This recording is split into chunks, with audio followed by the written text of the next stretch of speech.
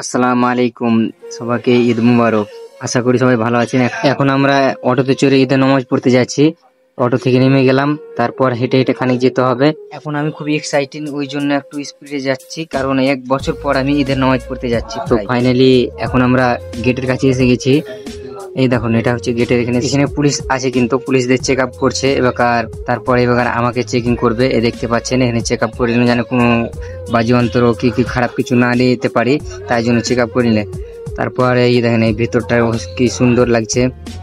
আরে এই দেখেন, এখানে কিন্তু সবাইকে বসার জন্য আয়োজন করা হয়েছে। তারপর সামনের দিকে আমরা এখন এগোচ্ছি, তারপর সবকিছু আস্তে আস্তে দেখাবো। এ দেখেন আস্তে আস্তে যাচ্ছি। এখনো কিন্তু সবাই এখানে আসেনি, কারণ এখানে 9:30-9টার দিকে নামাজ পড়া হবে, তাই জন্য এখন 8:30 বাজছে, এখন কেউ আসেনি। তো আমি একটু আগে চলে এসেছি, কারণ সব ঘুরে ঘুরে দেখাবো। এখানে জলেরও কিন্তু ব্যবস্থা করা আছে, এখানে জল খেতে পারেন। এই দেখেন সামনে অনেক লোক আছে, আর এগুলো যেগুলো আছে এগুলো সবাই বাঙালি।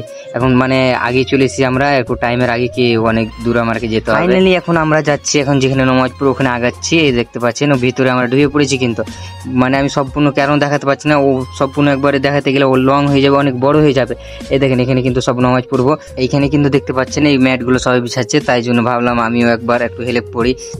ফাইনালি আমিও ম্যাটগুলো এখন বিছাতে লাগলাম। আমি একটু তাড়াতাড়ি করছি, কারণ আমি সবার মতো ফাঁকি মারি না। আচ্ছা, ফাইনালি কিন্তু এটা বিছানো হয়ে গেল। তারপর আমি বলছি আমার ক্যামেরাম্যানকে তাড়াতাড়ি এসে অনেকগুলো বিছাতে হবে, লেট হয়ে যাচ্ছে। আর একটা হচ্ছে মজার বিষয়, এটা আমাদের পশ্চিমবঙ্গ না, এখানে আমি এখন আছি হায়দ্রাবাদে। আর এখানকার মানুষগুলো অনেক ভালো। আর এটা হলো কমিটির লোক, এখানে কিছু বক্তব্য দিবে। আপনাদের কাছে দুঃখিত, কারণ আমি নামাজ পড়া এটা দেখাতে পারলাম না অনেক ভিড়ের জন্য। এখন আমি ফাইনালি নামাজ পড়ে হয়ে গেছে, তারপর এখন বাইরে যাচ্ছি। দেখেন কত ভিড়াভিড়ি, অনেক কিন্তু লোক হয়েছে।